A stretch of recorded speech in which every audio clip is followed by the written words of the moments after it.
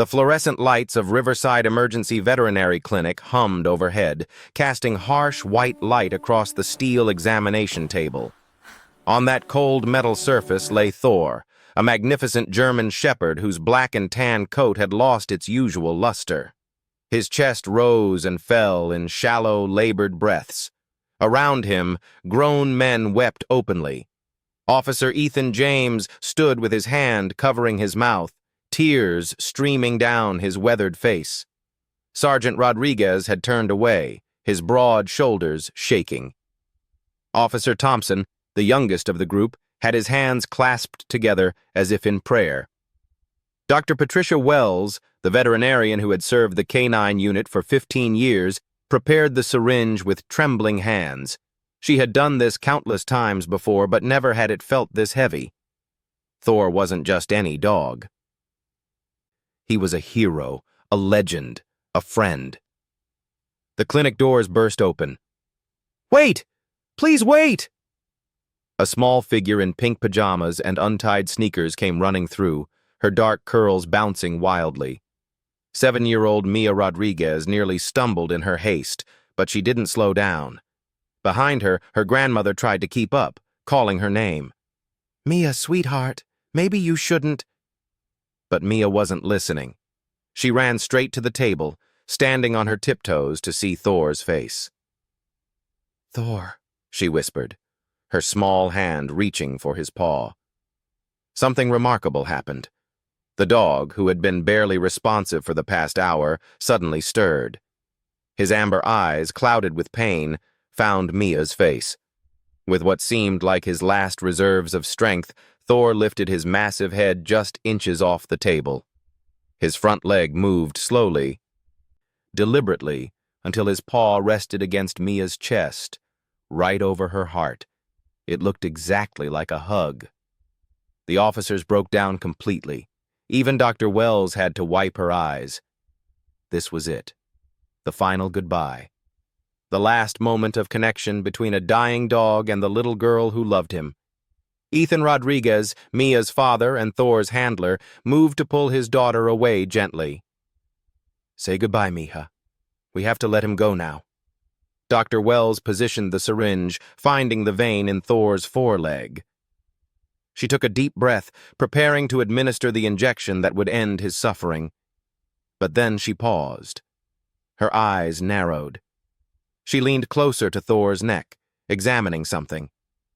Her fingers pressed gently along his jawline, then moved to check his gums. She placed her stethoscope against different areas of his chest, listening intently. "Wait," she said suddenly, her voice sharp and urgent. "Everyone step back, don't touch him." She dropped the syringe back onto the tray with a clatter. "Something's wrong," Dr. Wells said, her face pale. "This isn't what I thought it was. We need to run tests, now!" The room fell silent except for Thor's labored breathing. Every person stared at the vet in confusion and desperate hope. "What do you mean?" Ethan asked, his voice breaking. "What's wrong?" Dr. Wells was already moving, calling for her technicians, pulling out equipment. "I mean," she said, her hands working quickly, "that we might not be dealing with organ failure at all. And if I'm right, we may have just minutes to save him." Subscribe and hit the notification bell to find out what the vet discovered that changed everything. To understand why this moment mattered so much, why an entire police station was falling apart over one dog, you need to know the story of Thor, Ethan Rodriguez, and a little girl named Mia. 3 years earlier, Ethan Rodriguez had been struggling. His wife, Sophia, had passed away from cancer just 6 months before, leaving him alone to raise their 4-year-old daughter. The grief was crushing. Some mornings Ethan could barely get out of bed, but Mia needed him, so he pushed through, even when every breath hurt. Work became his refuge. As a canine officer for the Riverside Police Department, Ethan had always loved his job. But after Sophia died, it became the only place where he felt like he could still be useful. Still be strong. That's when Thor came into his life. The German Shepherd was 2 years old, fresh out of intensive training at the State Police Academy. He had scored top marks in every category: narcotics detection, suspect apprehension, search and rescue, and protection. His trainers said he was one of the finest dogs they'd ever worked with: intelligent, focused, and fearless. But when Ethan first met Thor in the K9 unit's training yard, he didn't see a police dog. He saw something else. There was a gentleness in Thor's eyes, a calm presence that reminded Ethan of the therapy dogs that had visited Sophia in the hospital. Their first official day together, Ethan brought Thor home to meet Mia. He was nervous. What if Mia was afraid? What if she wasn't ready to have a dog in the house? What if it reminded her too much of everything they'd lost? He needn't have worried. 4-year-old Mia took one look at the massive German Shepherd, and her eyes went wide. "Daddy, he's beautiful," she whispered. Thor, who had been trained to be alert and watchful, immediately did something unexpected. He walked directly to Mia, sat down in front of her, and gently placed his head against her chest. The gesture was so tender, so deliberate, that Ethan felt his throat tighten. "He's hugging me," Mia said with wonder, wrapping her small arms around Thor's neck. "He knows, Daddy. He knows about Mommy." From that moment on, they were inseparable. Thor seemed to understand that Mia needed him in a special way. During the day, he was Officer Rodriguez's partner, brave, focused, and unstoppable. But the moment they came home, Thor transformed into Mia's gentle protector. Every evening after dinner, Mia would sit on the living room floor with a stack of picture books. Thor would lie beside her, his head resting on his paws, while Mia read aloud. She wasn't a perfect reader yet. She stumbled over words, sometimes making up stories based on the pictures when the words were too hard. But Thor never seemed to mind. He listened to every word as if Mia were reciting Shakespeare. "And the little puppy found his way home," Mia would read, running her finger under the words. "And everyone was happy. The end." She would close the book triumphantly and throw her arms around Thor's neck. "Did you like that story, Thor?" Thor would respond with a gentle woof and a lick to her cheek, making Mia dissolve into giggles. Ethan would watch these moments from the Kit James, pretending to do dishes while his heart slowly healed. Thor had given them both something precious, a reason to smile again. But Thor wasn't just Mia's reading companion. He was her confidant, her comfort, her constant friend. On bad nights, the nights when Mia would wake up crying, asking for her mommy, Thor would somehow know. Before Ethan could even get to her room, Thor would be there, having pushed open her door with his nose. He would climb carefully onto her bed, curl up beside her, and rest his head on her pillow. Mia would bury her face in his fur and cry until she fell back asleep, with Thor keeping watch until morning. "He's magic, Daddy," Mia would say at breakfast, sneaking Thor pieces of bacon under the table. "Thor has magic powers that make bad dreams go away." Ethan didn't correct her. Maybe Thor did have magic powers. The dog had certainly brought magic back into their home. At work, Thor was equally remarkable.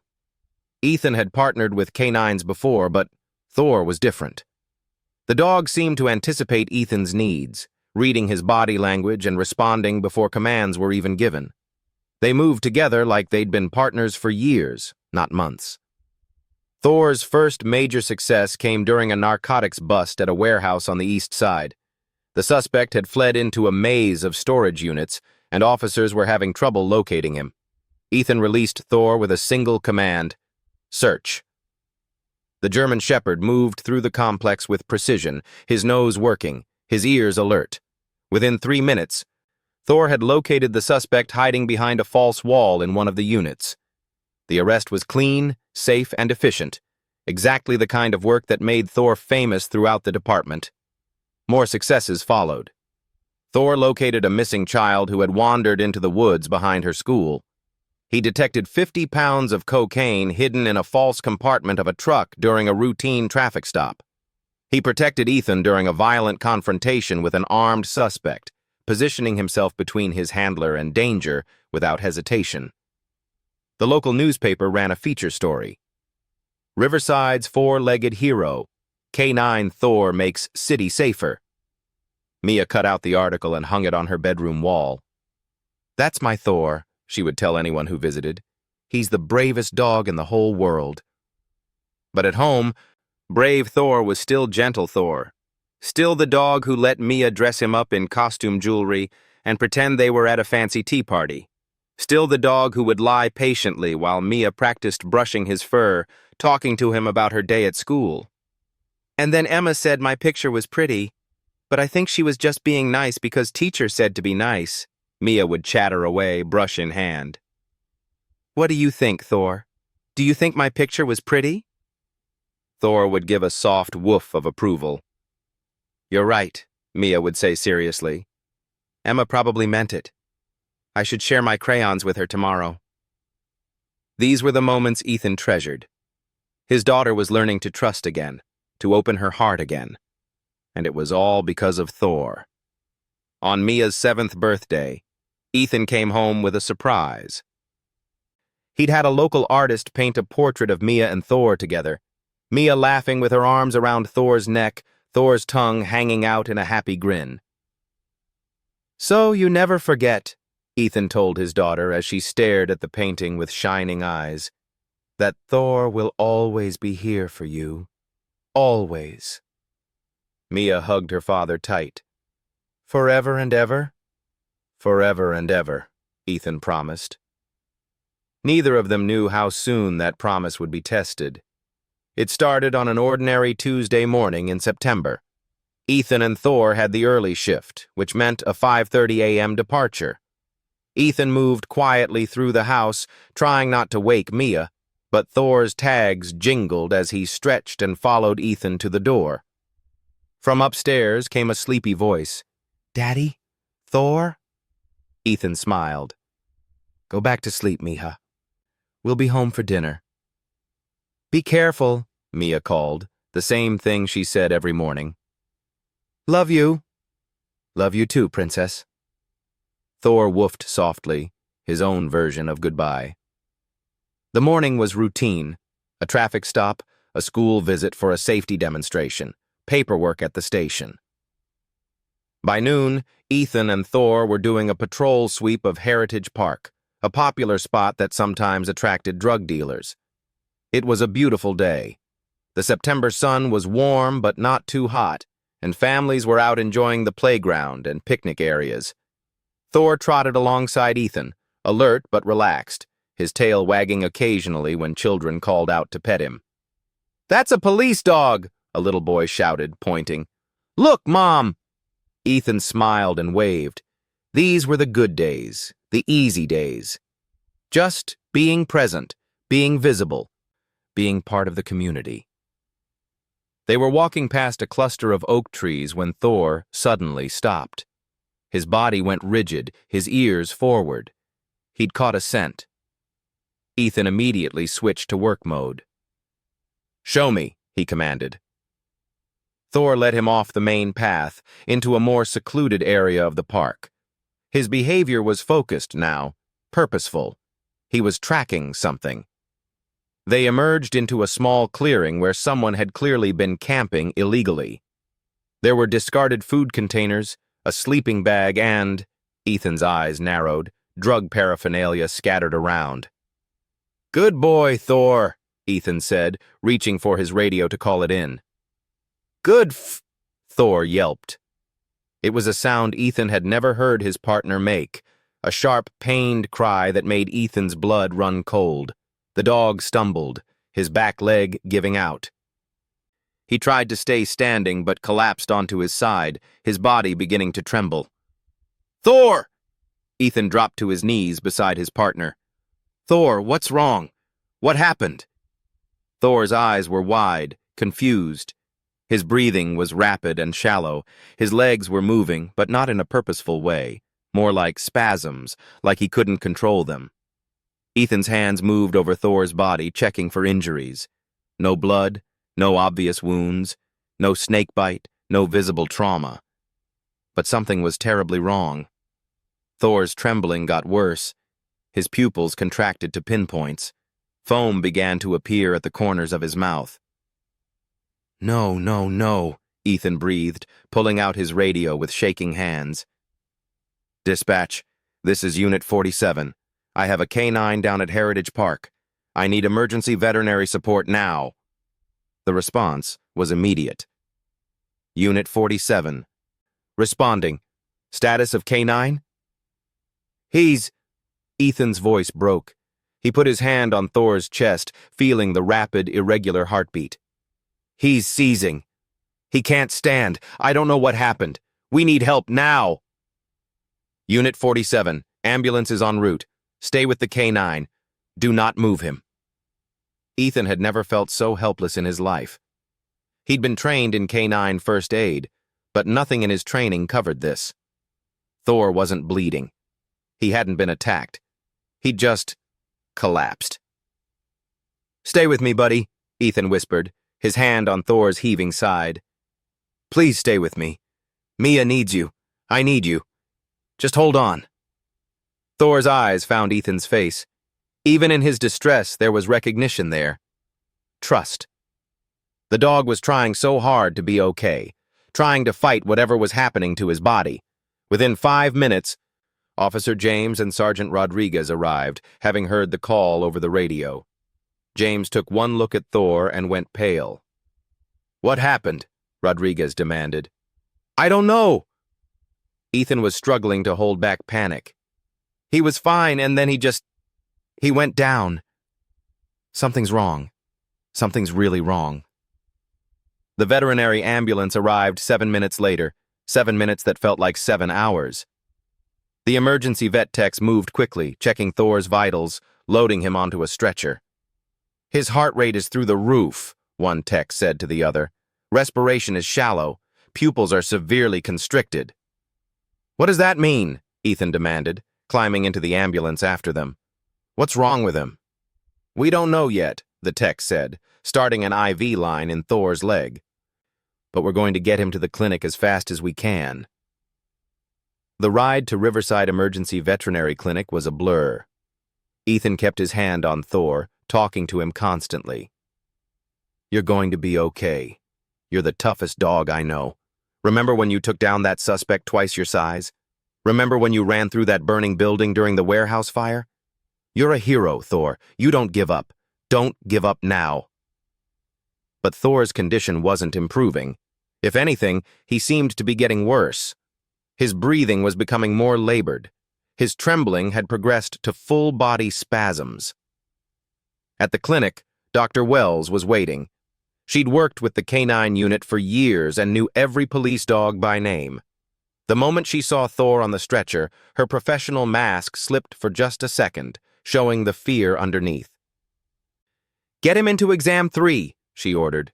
"I need full blood work, x-rays, and prepare for possible cardiac event. Move!" The next hour was chaos. Dr. Wells worked with focused intensity, running test after test.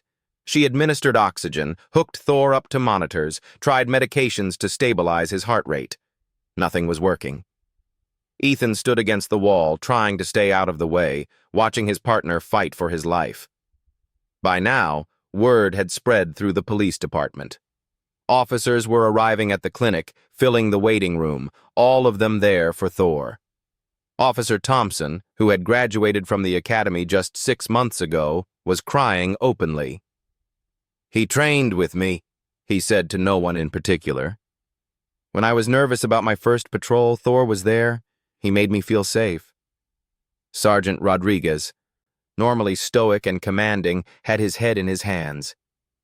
"He's saved so many lives," he said quietly. "He deserves better than this."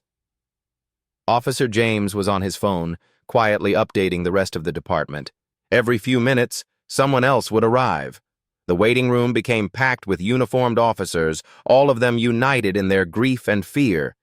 Inside the exam room, Dr. Wells finally stepped back from the table. She looked exhausted, defeated. "Ethan," she said softly, "I need to talk to you." They stepped into the hallway. Dr. Wells removed her gloves slowly, choosing her words carefully. "I've run every test I can think of," she began. "Thor's organs are starting to shut down. His heart is failing. I can't find a clear cause, but the damage is progressing rapidly." "But he was fine this morning," Ethan's voice rose. "He was healthy. He passed his physical last month with flying colors. How can this be happening?" "I don't have answers," Dr. Wells said, and Ethan could see the pain in her eyes. She loved these dogs too. "Sometimes there are underlying conditions we don't catch. An aneurysm, a genetic defect, internal bleeding we can't see. Ethan, I'm so sorry, but Thor is suffering. We're at the point where we need to consider—" "No!" Ethan cut her off. "No. There has to be something else you can do. Another test. Another treatment. Call a specialist. There has to be—" "Ethan." Dr. Wells put her hand on his arm. "I understand. But prolonging this when there's no hope, that's not kindness. That's cruelty. Thor deserves dignity. He deserves peace." Ethan felt like he'd been punched in the gut. His knees actually buckled, and he had to put his hand against the wall to steady himself. "I have to tell Mia," he whispered. "Oh God, how do I tell Mia?" Dr. Wells gave him a moment, then spoke gently. "Take your time. Say goodbye. I'll prepare everything. When you're ready, just let me know." Ethan went back into the exam room alone. Thor was lying on the table, barely conscious now. The monitors beeped steadily, showing a heartbeat that was growing weaker with each passing minute. Ethan put his face close to Thor's, running his hand over the soft fur of his partner's head. "I'm so sorry," he whispered. "I'm so sorry I couldn't protect you. I'm sorry I don't know what happened. You've been the best partner I could have asked for. The best friend. You saved my life, Thor. You saved Mia's life. You brought us back from the darkness. I'll never forget that." "Never." Thor's eyes opened just a crack, finding Ethan's face. His tail moved just slightly. Even now, even in pain, he was trying to comfort his handler. Ethan broke down completely, his shoulders shaking with sobs. "I love you, buddy. Thank you for everything. Thank you for being here when we needed you most." He stayed like that for a long time, until Officer James came to find him. "Ethan," James said quietly, "your mother-in-law is here. She brought Mia. The girl insisted on coming." Ethan's head shot up. No, she can't see him like this. She's too young. It'll traumatize her. Tell them to go home. I'll handle this and then—" But it was too late. From the hallway came the sound of running feet and a desperate voice calling out. "Thor, where's Thor? Daddy, where is he?" Ethan tried to intercept his daughter. But Mia was too quick. She ducked under his arm and burst into the exam room, her grandmother rushing in behind her, apologizing. "I'm sorry, Ethan. She heard me on the phone. She knew something was wrong. I couldn't stop her." Mia stood frozen, staring at Thor on the table. Her face crumpled. "No," she whispered. No. Thor, wake up. Wake up, boy. Mia, come here." Ethan tried to guide Mia away from the table, but she pulled free from his grasp, her small face set with determination. "I need to see him," she insisted, tears streaming down her cheeks. "He needs to know I'm here." Dr. Wells had entered the room, syringe in hand, prepared to end Thor's suffering. She paused, looking at Ethan with a question in her eyes. Ethan gave a helpless shrug. He didn't have the strength to fight his daughter right now. "Just give us a minute," he said quietly to the vet. Mia approached the table on her tiptoes, barely tall enough to see over the edge. Officer James, without being asked, brought over a small step stool from the corner and placed it beside the table. Thank you, Mia whispered, climbing up. The room had filled with officers, James, Rodriguez, Thompson, and several others who had been in the waiting room. They all stood in silence, witnesses to this heartbreaking goodbye. Mia's small hand reached out, trembling, and touched Thor's paw. Thor, she said softly, it's me. It's Mia. For a moment, nothing happened. Thor lay still, his breathing shallow and labored. Then, something remarkable occurred. Thor's eyes opened, not just a crack this time, but fully. His amber gaze, which had been clouded and unfocused, seemed to clear for just a moment. He was looking directly at Mia. Thor! Mia gasped. You can hear me! I knew you could hear me! The massive German shepherd's head lifted off the table, just an inch, maybe 2, but it lifted. Everyone in the room gasped. Dr. Wells had said Thor was too weak to move, yet he was moving. More than that, he was acting with purpose. Thor's front leg shifted, moving slowly across the table. His paw reached for Mia, finding her chest, right over her heart. He pressed gently, the same gesture he'd done 1,000 times before. The same hug he'd given her the very first day they met. He's hugging me, Mia sobbed, covering Thor's paw with both her tiny hands.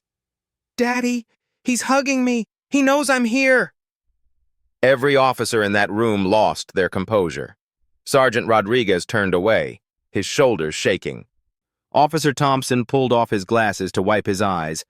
Officer James, who had served 3 tours in Afghanistan without shedding a tear, stood openly weeping.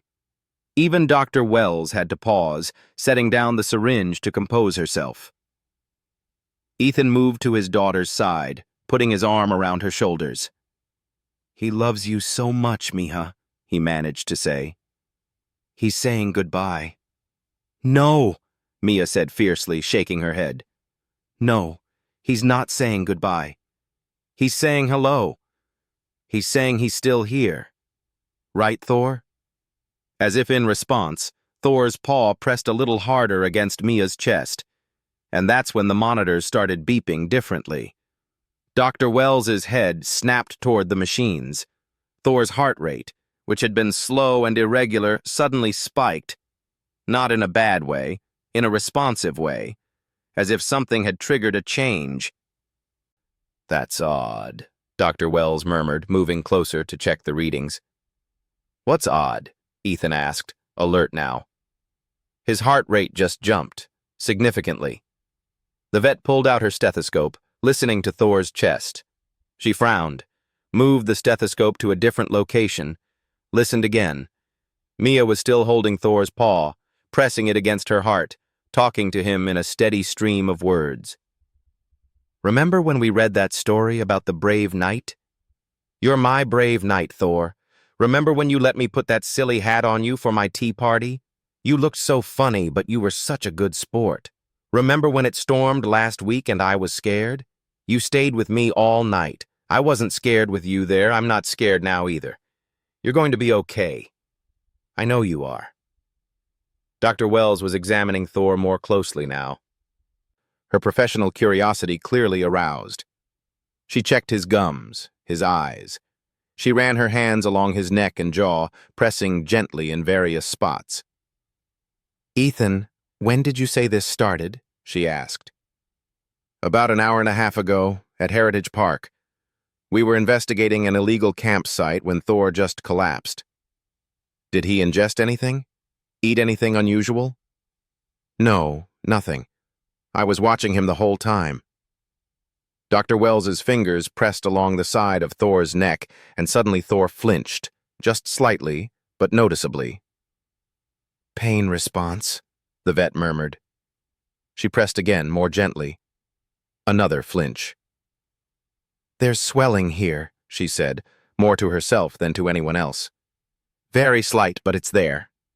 She moved to examine Thor's jaw more closely, looking inside his mouth, checking his tongue and gums. Get me a pen light, she said to her assistant. Officer Rodriguez stepped forward. What is it? What are you seeing? I'm not sure yet, Dr. Wells said, shining the light into Thor's mouth. But something doesn't add up. She pulled back, thinking. The room was silent except for Mia's soft voice, still talking to Thor, and the beeping of the monitors.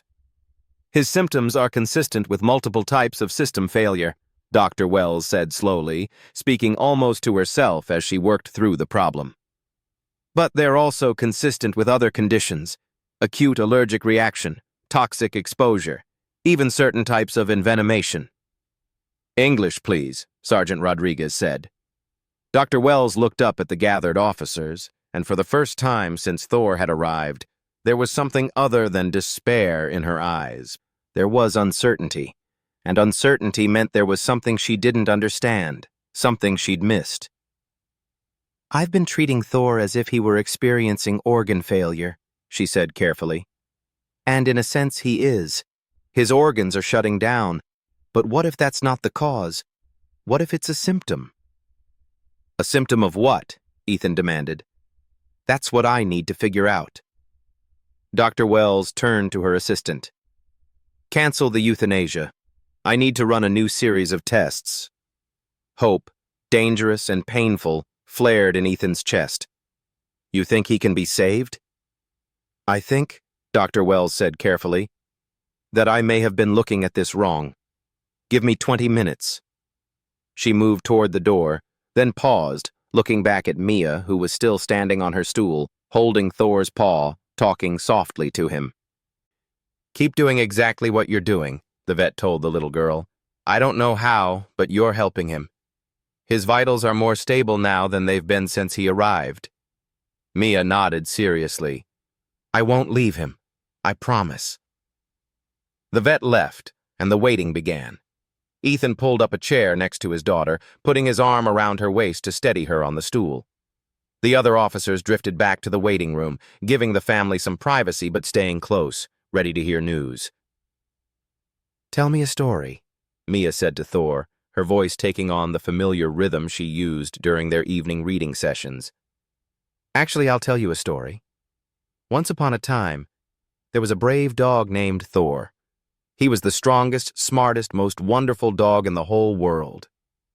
As Mia talked, Ethan watched the monitors. Thor's heart rate was still elevated, but it was steady now. His breathing, while still labored, seemed a little less desperate.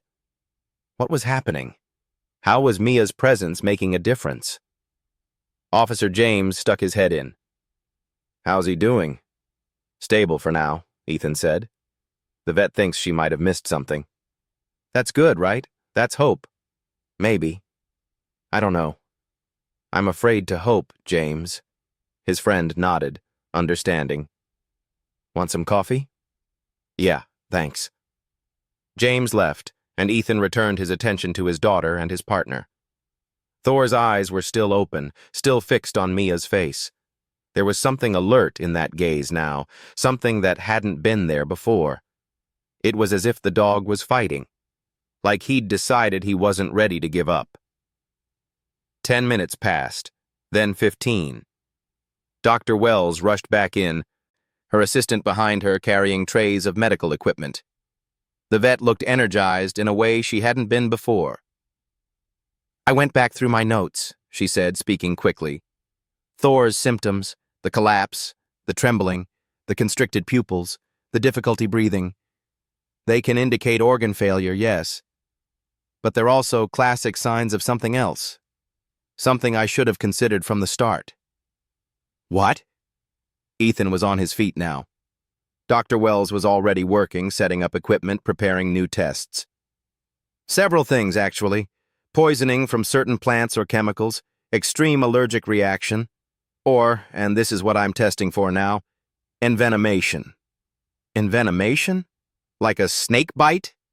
Or insect sting, spider bite, anything that injects venom or toxin into the bloodstream. Dr. Wells was examining Thor's entire body now, inch by inch, carefully parting his thick fur. But I checked him, Ethan protested. I didn't see any bites or stings. German shepherds have very thick coats, Dr. Wells said, still searching. And if whatever stung or bit him did so in the right spot, It could be nearly invisible to the naked eye. She worked systematically, starting at Thor's head and moving down. Ethan found himself holding his breath. "There," Dr. Wells said suddenly. "Right there." She parted the fur on Thor's neck, just behind his left ear. Even knowing what to look for, Ethan had to lean in close to see it. A tiny red mark, slightly swollen. "It looks like nothing," Ethan said. "That's the problem with certain stings," Dr. Wells explained, already preparing to take a sample of the surrounding tissue. "They're small, easy to miss, but if you're allergic, or if the venom is potent enough, the reaction can be systemic and severe." "So what is it? Bee? Wasp?"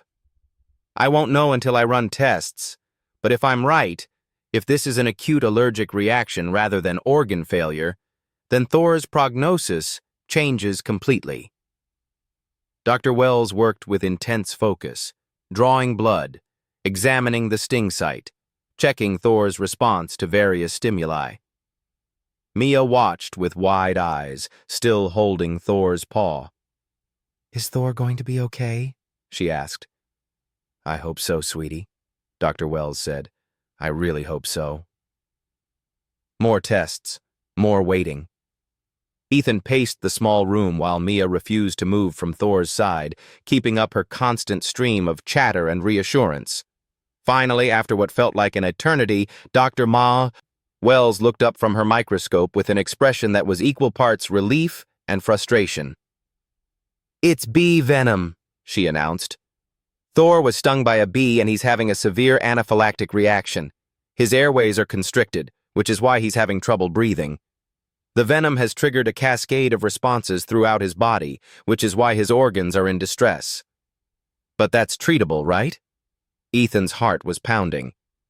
"If it's an allergic reaction, you can treat that?" Dr. Wells was already moving, pulling medications from cabinets, preparing syringes. "Yes. If I'd known from the beginning, I would have administered epinephrine and antihistamines immediately. The fact that we've lost this much time isn't good, but he can be saved," Ethan interrupted. The vet looked him straight in the eye. "I believe so. Yes." The room erupted.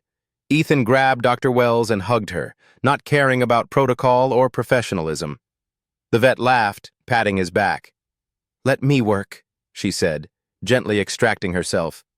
"I need to administer treatment now while we still have time." "Wait," Mia said suddenly. "Will it hurt him?"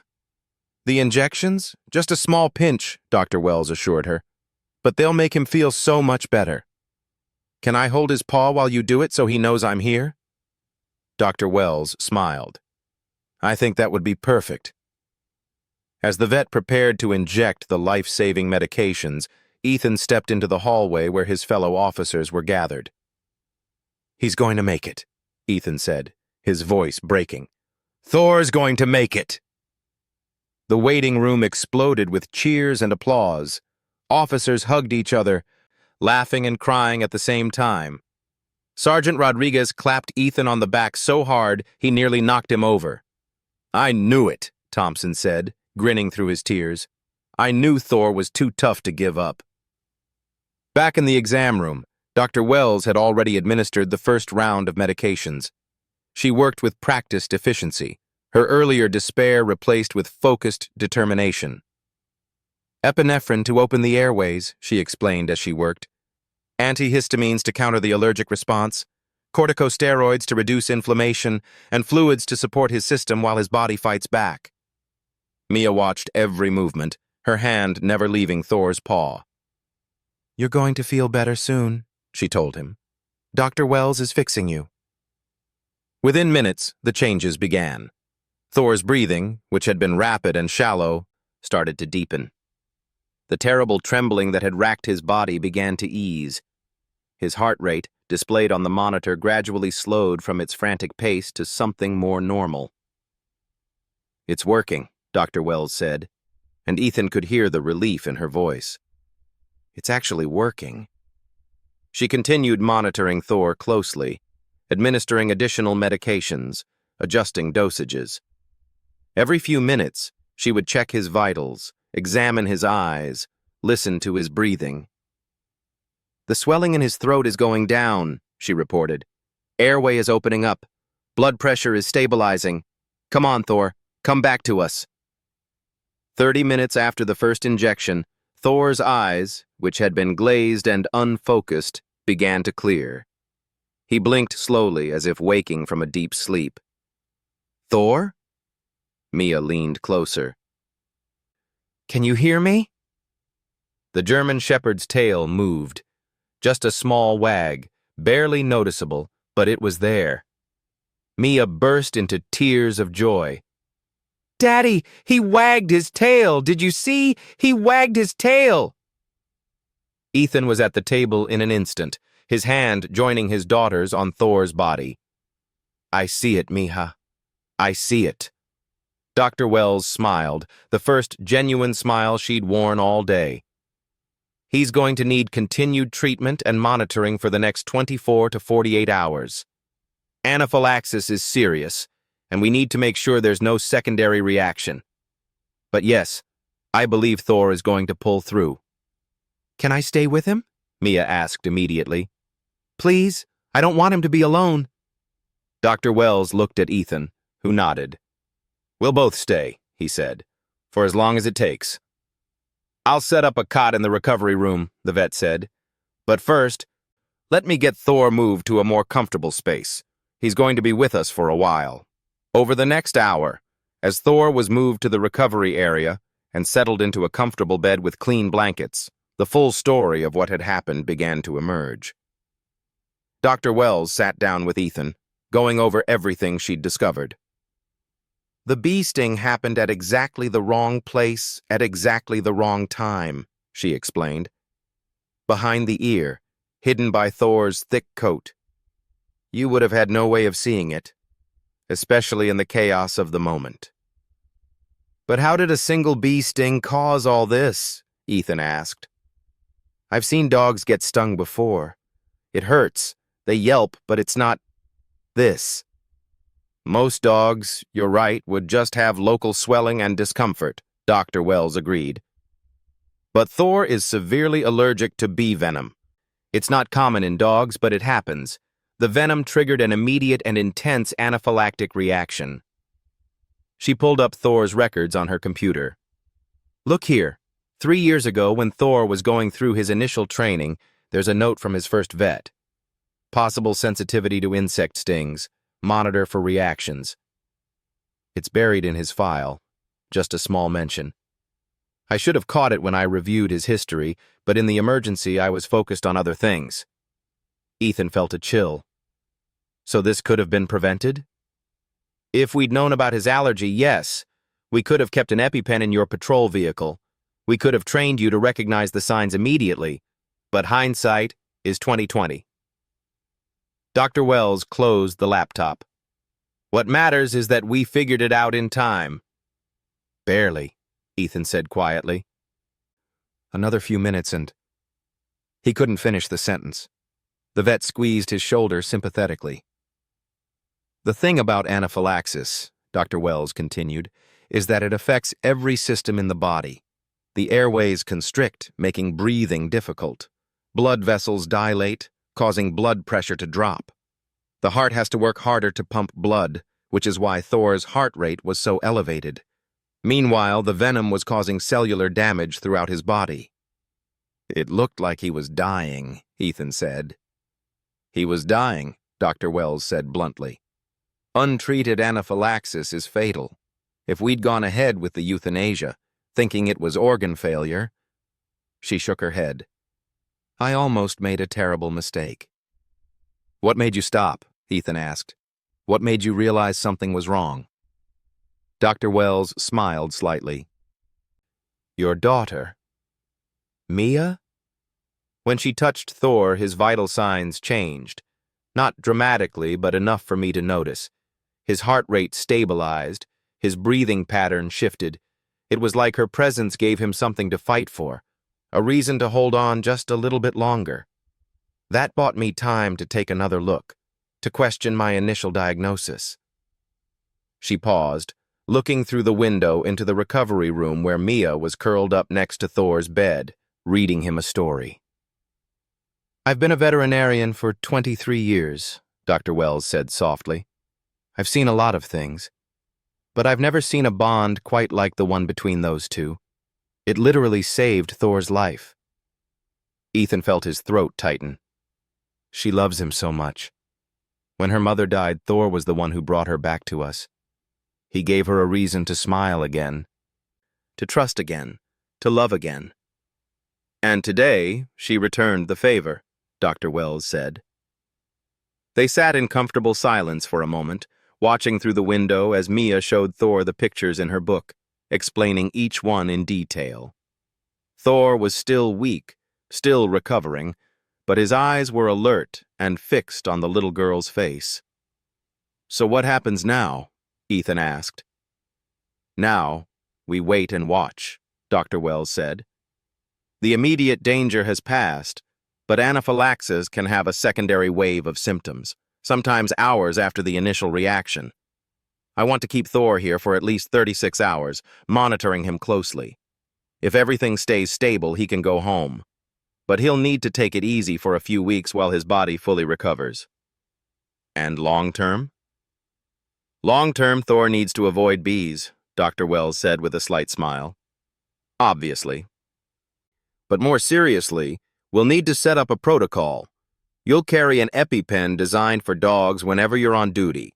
We'll train you on how to recognize the early signs of anaphylaxis and how to administer emergency treatment, and Thor should wear a medical alert on his collar, just like humans with severe allergies do." Ethan nodded, taking it all in. "Can he still work? Still be a canine officer?" Dr. Wells considered this carefully. "That's a decision you and your department will need to make. Technically, yes, he can still work. But you'd need to be extra cautious about environments where bees might be present. Some departments might consider that too much of a risk." The thought of Thor retiring had never crossed Ethan's mind before. Thor was only 5 years old, in his prime, but if working put him at risk— "I need to think about it," Ethan said. "Talk to my sergeant. Talk to the K9 unit coordinator." "Of course. But Ethan?" Dr. Wells waited until he met her eyes. "Thor has already given years of service. He's saved lives. He's put himself in danger countless times for this community. If he needs to retire to stay safe and healthy, that's not a failure. That's honoring his service by giving him the peaceful life he's earned." Ethan nodded slowly. She was right, of course, but it would be hard. Thor loved working, loved having a purpose. "Let's just focus on getting him better first," Ethan said. "One crisis at a time." Dr. Wells smiled. "Wise words. Now, go be with your family. I'll check in every hour, but Thor is stable. You all deserve some rest." Ethan entered the recovery room quietly. Mia looked up from her book, her eyes red from crying but her smile bright. "Daddy, Thor's awake. He's really awake. He looked at me and his tail wagged and everything." "I know, Princess. I saw." Ethan sat down on the floor next to his daughter, reaching out to stroke Thor's head. The dog's eyes tracked his movement, and Ethan could swear Thor looked apologetic, as if sorry for scaring everyone. "You gave us quite a scare, buddy," Ethan said softly. "But you're going to be okay. We're going to make sure nothing like this ever happens again." Thor's tail thumped weakly against the blanket. Over the next several hours, as evening turned to night, the recovery room became a peaceful sanctuary. Mia eventually fell asleep on the cot Dr. Wells had provided, one hand stretched out to touch Thor's bed even in sleep. Ethan dozed in a chair, waking every time the door opened as Dr. Wells or her assistant came to check on Thor. Each check brought good news. Thor's breathing was completely normal now. His heart rate was steady. The swelling had gone down. Color had returned to his gums. He was even able to drink a little water. "Remarkable recovery," Dr. Wells said during her midnight check. "I've seen anaphylaxis cases before, but rarely do they bounce back this quickly. Thor's a fighter." "That he is," Ethan agreed, watching his partner sleep peacefully for the first time since the ordeal began. By morning, Thor was well enough to lift his head and look around the room with interest. When Mia woke up and immediately hurried to his side, Thor managed a weak but genuine tail wag. "Good morning, Thor," Mia said brightly. "You look so much better. Are you hungry? Dr. B. Wells said you might be able to eat something today."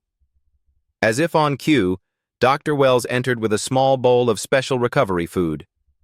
"Let's see if he's interested," she said, placing the bowl where Thor could reach it. Thor sniffed at the food, then looked at Mia, then back at the food. Slowly, carefully, he took a small bite. The room erupted in cheers.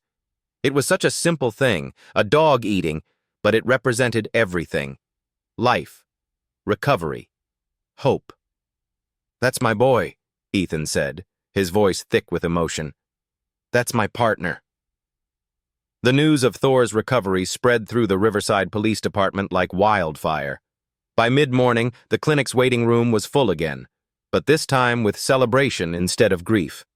Officers brought gifts, toys, treats, flowers, which Dr. Wells politely redirected to her office, away from Thor's sensitive system. The department's chief even stopped by, presenting Thor with a commendation for his years of service. "This dog has saved more lives than most officers do in their entire careers," Chief Martinez said, though Thor was too tired to attend the impromptu ceremony in the waiting room. "He's a hero, and today we're grateful that Hero is still with us." Local news picked up the story. By afternoon, reporters were calling, wanting to interview Ethan about the police dog who survived against all odds. Ethan politely declined. This wasn't about publicity. This was about family. Mia refused to leave Thor's side except for bathroom breaks. She ate her meals sitting on the floor next to his recovery bed, sharing her sandwich with him, when Dr. Wells wasn't looking. She read him story after story, her young voice filling the recovery room with tales of brave knights and magical creatures. "You're like the knight in this story," Mia told Thor, holding up a picture of an armored warrior. "You're brave and strong and you never give up. Even when the dragon was scary, the knight kept fighting. Just like you kept fighting."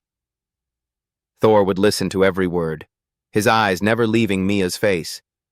It was as if he understood exactly what she was saying, understood that he'd scared her, understood that she'd been terrified of losing him, understood that her reading to him now was her way of processing everything that had happened. Dr. Wells was impressed by Thor's progress. "He's healing faster than I expected," she told Ethan during her evening rounds on the second day.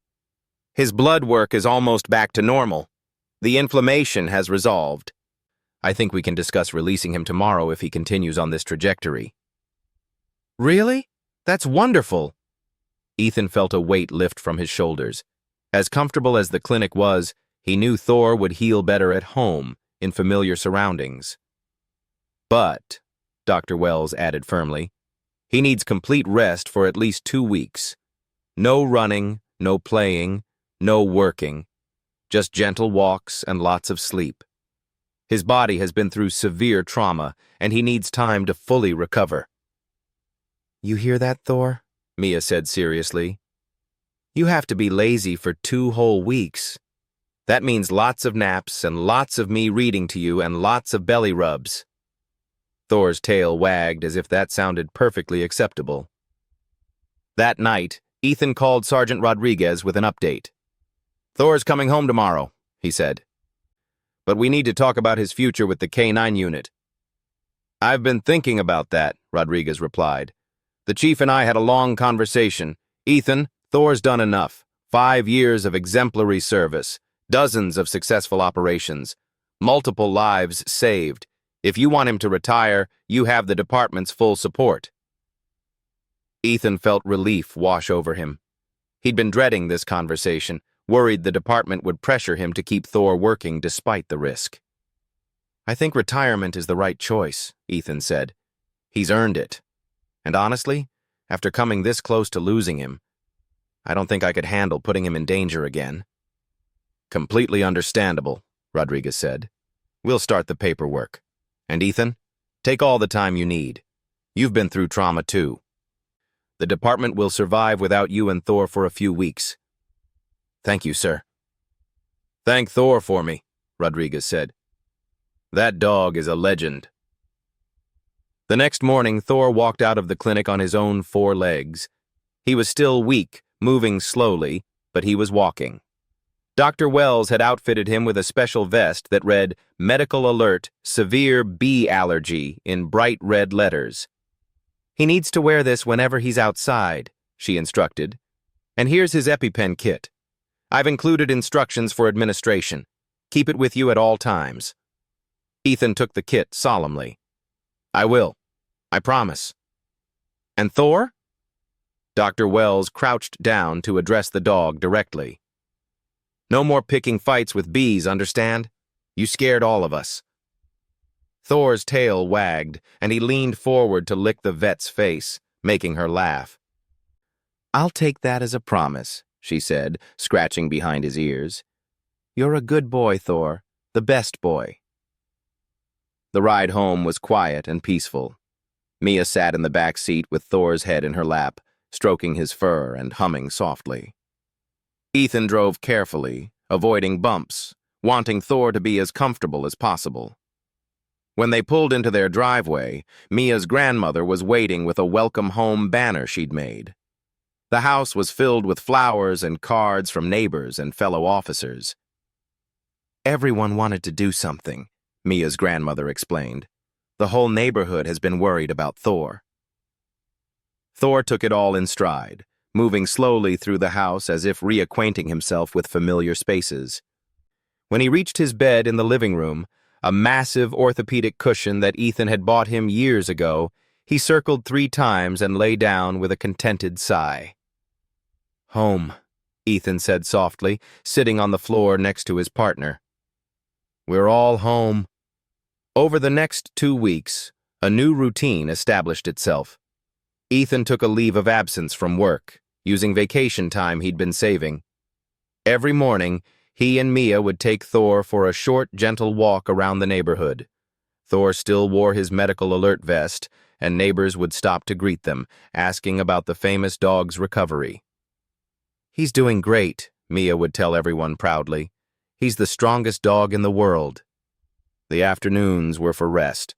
Thor would sleep in the living room while Mia did her homework nearby, occasionally reading passages from her textbooks aloud to him. "Listen to this, Thor," she'd say. "Did you know that butterflies taste with their feet? Isn't that weird?" Thor would open one eye, wag his tail once, and go back to sleep. Evenings were for gentle play, nothing too strenuous, just tossing a soft toy a short distance, letting Thor amble after it at his own pace. The dog who had once been able to scale 6-foot walls and chase down suspects, now tired after just 10 minutes of light activity. But he was healing, getting stronger each day. Dr. Wells came by for house calls, checking Thor's progress, adjusting his medications. "He's doing beautifully," she reported after the 1-week checkup. "I don't think I've ever seen a dog recover from severe anaphylaxis this well." "You're taking excellent care of him." "Mia's taking excellent care of him," Ethan corrected, nodding toward his daughter, who was preparing Thor's afternoon snack with meticulous care. "That she is," Dr. Wells agreed with a smile. By the end of the 2nd week, Thor was almost back to his normal self. His energy had returned. His appetite was excellent. The only remaining sign of his ordeal was a slightly slower pace and a new wariness around flying insects. When a bee flew into the backyard during one of their walks, Thor immediately moved behind Ethan, letting his handler deal with the threat. Ethan shooed the bee away and gave Thor a reassuring pat. "It's okay, buddy. I've got you. I'll always protect you from the bees now." The official retirement ceremony was held at the police station on a sunny Saturday afternoon. The entire department turned out, along with local officials and members of the community. Thor, wearing his dress uniform collar, sat patiently through speeches about his bravery and service. Chief Martinez presented Thor with a retirement plaque and a Medal of Valor. Canine Thor has served this community with distinction, courage, and unwavering loyalty, the chief announced. He has saved lives, protected citizens, and embodied everything we value in law enforcement. Today we honor his service and wish him a long, happy retirement. The crowd applauded. Mia, standing next to her father, beamed with pride. When it was Ethan's turn to speak, he kept it brief. Thor has been more than a partner to me, he said. He's been a friend, a hero, and a member of my family. He came into our lives when we needed him most, and he gave us hope. Now it's our turn to give him the peaceful life he deserves. Thank you all for supporting Thor throughout his career, and especially during his recent health crisis. This community's love for him helped save his life.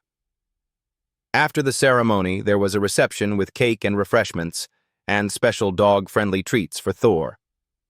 Officers lined up to take photos with the retired canine, to shake his paw one last time, to thank him for his years of service. Officer Thompson knelt down in front of Thor. "You made me brave," he told the dog quietly.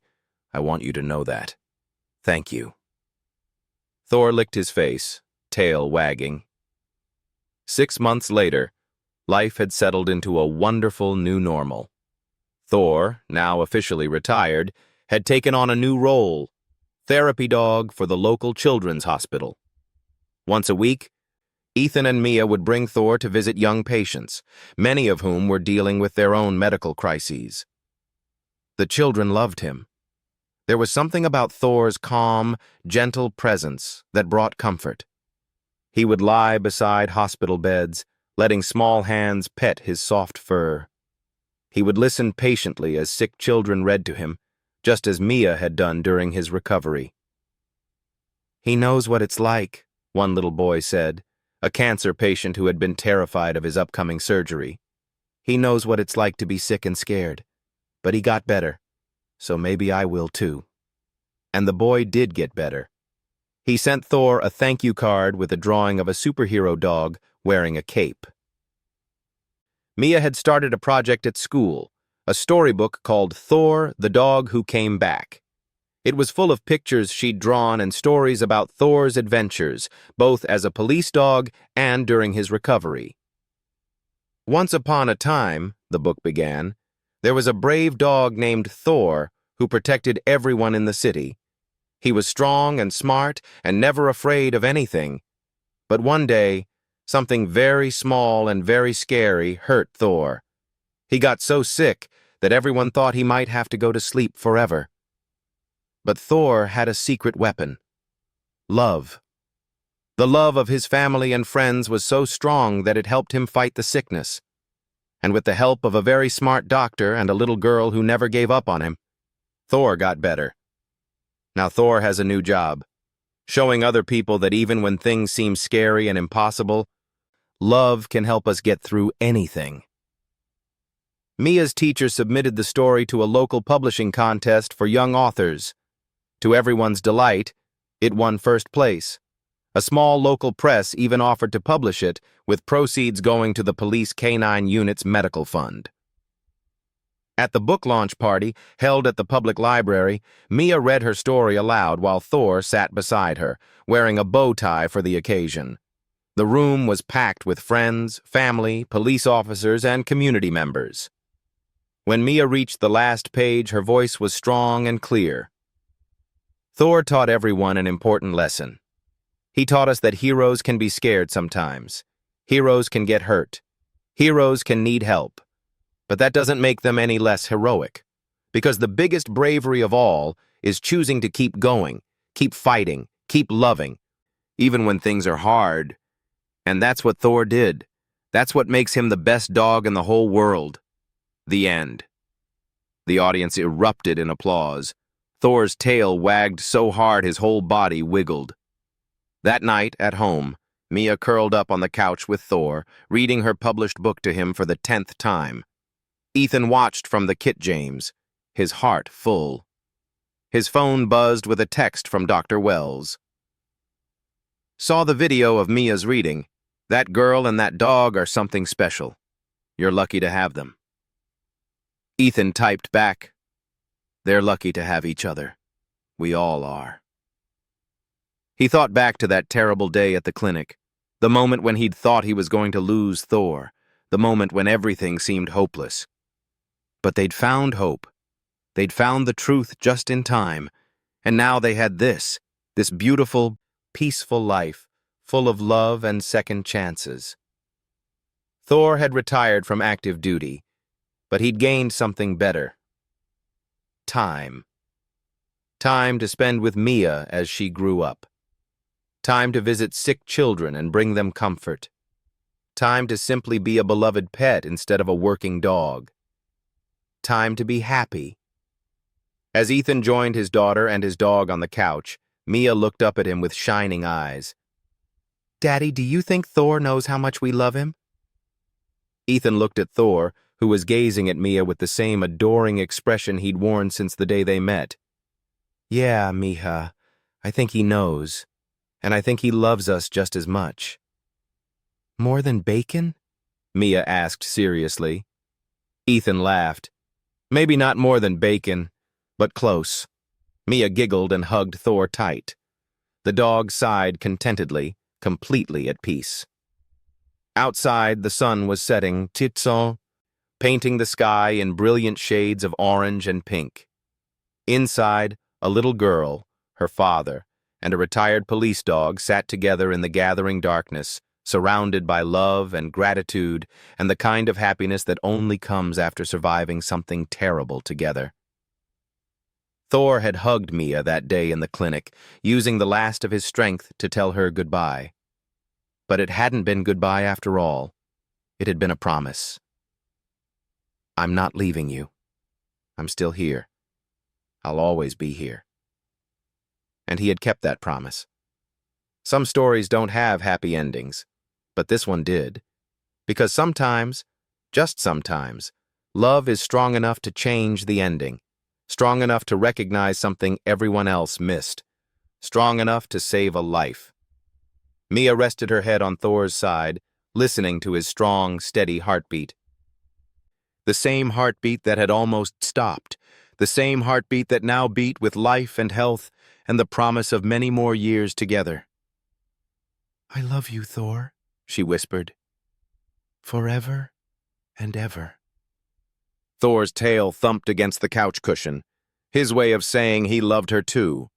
And in that moment, everything was exactly as it should be. In memory of all the canine officers who serve our communities, and in honor of the bonds between children and the animals who love them unconditionally, may we always be brave enough to question, smart enough to look closer, and loving enough to never give up hope.